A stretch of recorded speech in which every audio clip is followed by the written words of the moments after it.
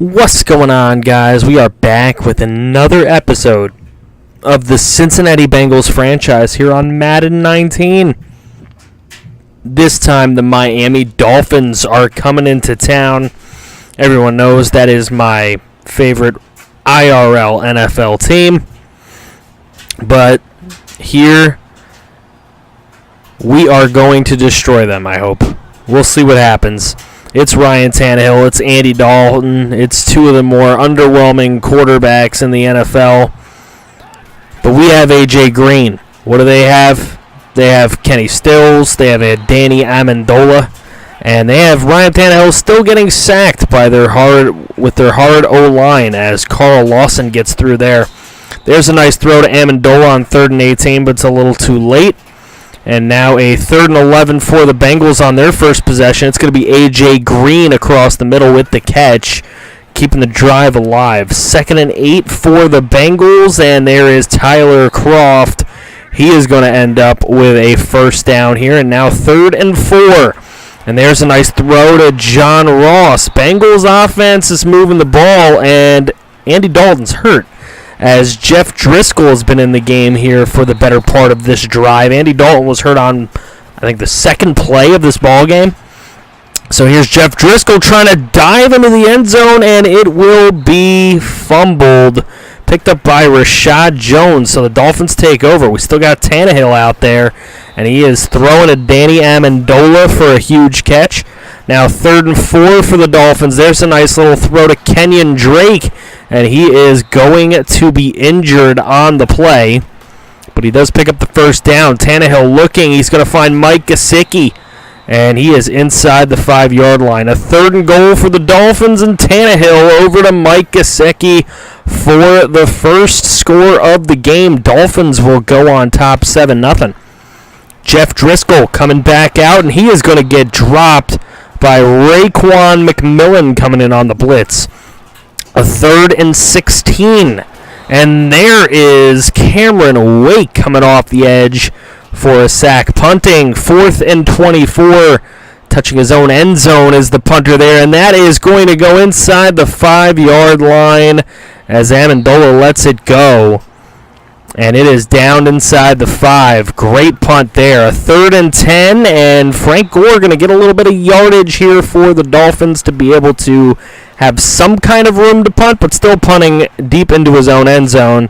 And here is John Ross, the little spin cycle right there to get them down to the Dolphin 33 and have a very nice chance here at putting some points on the board. There's the throw, and that is knocked away by Rashad Jones on A.J. Green. But the field goal will make it 7-3. Still a Dolphin lead, though. Danny Amendola going to make a nice catch there. Now 2nd and 5 for Miami. Tannehill over to Jakeem Grant for the catch. Now 2nd and 10, and there is Frank Gore. Nice run as he picks up all of it, and it'll be 1st and 10. Under 2 minutes to go in the half. Nice little spin move. There is Wilson, and Wilson going to end up with the first down. 3rd and 5. Tannehill's got all day, but he will throw this one out of bounds. And the Dolphins settle for 3.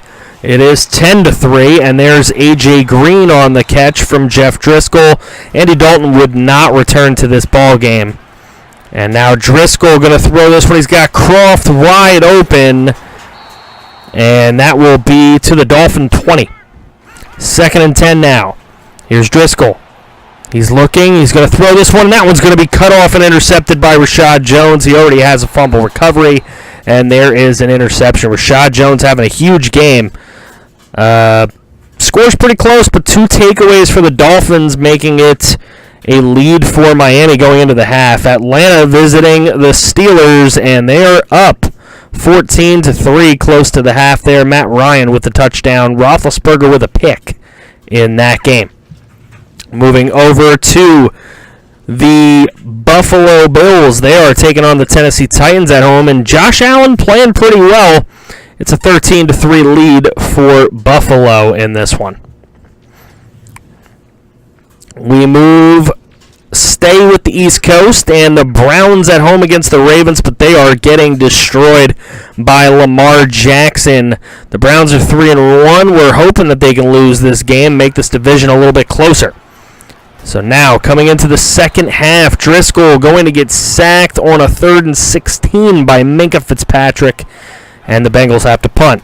So now Ryan Tannehill in the game. He's going to throw this one, and that's going to be complete. Ryan Tannehill now hurt and out of the game. Brock Osweiler comes in and fails there. So they're going to go for a 57-yard field goal, and that will just miss. So a chance to extend the lead is thwarted there by the Bengals. So now Driscoll going to roll to his right, and he's actually going to run for the first down on a 2nd and 5. Clint Bowling, the center, gets injured, or the guard gets injured. Now a 3rd and 6, and this one deep, and just misses the reach of A.J. Green. So a 4th and 6 now, and this one going to be complete to Tyler Boyd as the Bengals go for a 4th and 6 and boldly get it. There is Cameron Wake with his 2nd sack of the day. That's going to turn it into a 3rd and 19. And almost a catch for A.J. Green as he gets hit and it's jarred loose. But they'll take a field goal. It'll be 10-6 now. And on 3rd and 10, that's going to be too little too late for the Dolphins. And they will have to punt it away. So here is Tyler Boyd as he is going to pick up a first down. Now 2nd and 6. On that next series, after moving the chains, Willie Hayes going to get the sack there for the Dolphins. Everyone is getting their turn at knocking Driscoll to the ground. And the Dolphins able to take over eventually. 3rd and 5, and that's going to be picked off by Dre Kirkpatrick. And give the Bengals another opportunity. Here's a 1st and 10, and that is John Ross. What a play. He is able to beat Bobby McCain in coverage and complete that one for a Bengal lead. 13-10 in their first lead of the ball game. Now Miami starting to come downfield here with Brock Osweiler. There's Mike Gesicki, and he is going to get down to the 33-yard line. Osweiler on 3rd and inches, going to throw this one to A.J. Derby for a first down. And now 2nd and 11. And this one complete in the back of the end zone to Devontae Parker for their lead back. So a short-lived lead for the Bengals as it's now 17-13, and they're down. There's a nice completion to John Ross as he ends up getting it to the 32-yard line of Miami, and quickly they're in striking distance again. And A.J. Green with an incredible catch in the end zone for a touchdown gets the Bengals that lead right back at 20-17. Lead changes are coming quickly as Mike Gesicki going to catch another one from Brock Osweiler, getting them close to midfield. Here's Osweiler. He's going to take off running, and Osweiler going to get his way down to the 32 of Cincinnati. Later on from the 28 on a 3rd and 6. It's complete to Amendola for a first down. 3rd and 5 now. Osweiler incomplete as he's thrown to the left sideline. But a tie ball game as they would take a field goal. 3 helps them out here. Gets them into a tie, and there's a bomb, and just out of reach of John Ross as the safety was not over there. Now John Ross will catch one up the middle and complete for a first down on a 3rd and 3. Now Driscoll on 1st and 10, going to throw this one to Tyler Boyd, and a nice catch by him. 2nd and 11 now with 1:19 to go in the ball game. Driscoll looking, another big throw, and another slight overthrow. Needed Dalton in this game. He would have made a couple of these throws at least. And there is Gio Bernard, and Gio Bernard down to the 22-yard line. Timeout called by Miami. There's Walton Jr., and he will get it down to the 12 with another timeout called by Miami. Cincinnati very close in this one to putting this one at bay. Gio Bernard will pick up the first down, and there it is, the short little chip shot 18-yard field goal for the Bengals to win this game as time expires. 23-20, so not as big of a destruction as we would have liked to have playing this winless Dolphins team. But we do get the dub out there with a backup quarterback playing most of the game. Dalton was 0 for 1 today. So, yeah, second play of the game. Andy Dalton comes out, and Jeff Driscoll goes in, and he plays just well enough to get the win. Gio Bernard, 61 yards, a 3.8 average. We can't really complain about that. We just don't really run the ball all that much in this offense. The offensive line just doesn't lend to it. AJ Green was big today. He definitely sparked the offense. A couple big catches. Obviously, John Ross made a big touchdown catch. Cam Wake had a couple sacks on this one. Johnson was able to get a sack in this one as well as Carl Lawson. But the Dolphins were all over Driscoll all day long. And Rashad Jones with that fumble recovery and interception. Big-time play today. Looking at our injury report going forward, Geno Atkins still hurt a little bit. Hopkins still hurt a little bit.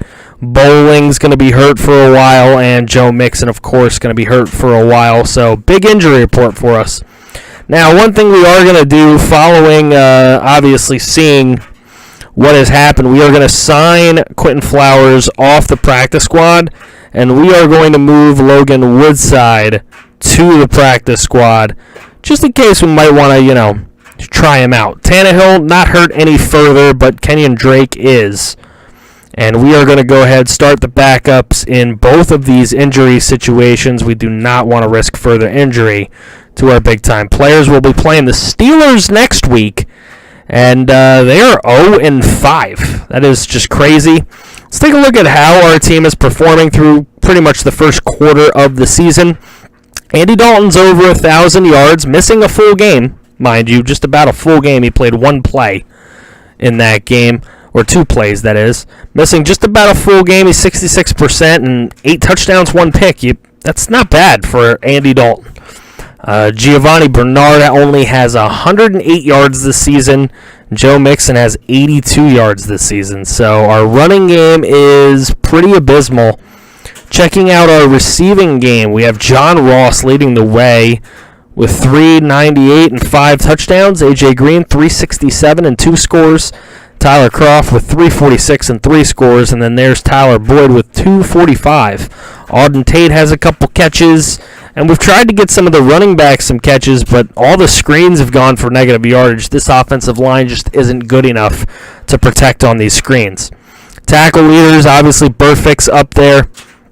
6.5 sacks for Carl Lawson. I didn't even realize he had that many, but he is having a great first quarter of the season. 2 picks for Kirkpatrick, 2 for Willie Jackson, 1 for Vigil, and 1 for Burfict so far on the season. Forced fumbles, got it. Carl Lawson leading with 2, and 2 recoveries for Geno Atkins. Despite him being injured, he's up there in the recoveries. Randy Bullock is 14 out of 16. The only 2 misses were both blocked. And Hubert not doing too bad in the punting section. As far as returns, John Ross has a pretty good return average. Looking at the players of the week, week 1, week 2, we had nobody. If you guys want to pause and take a look at some of the numbers there, you can. Andy Dalton made Offensive Player of the Week in the AFC for week number 3 with his 4 touchdowns.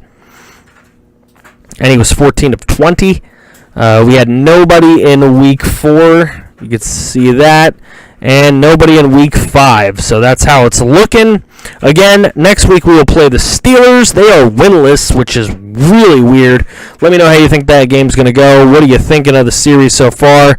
Don't forget to like, share, comment, subscribe. See you later.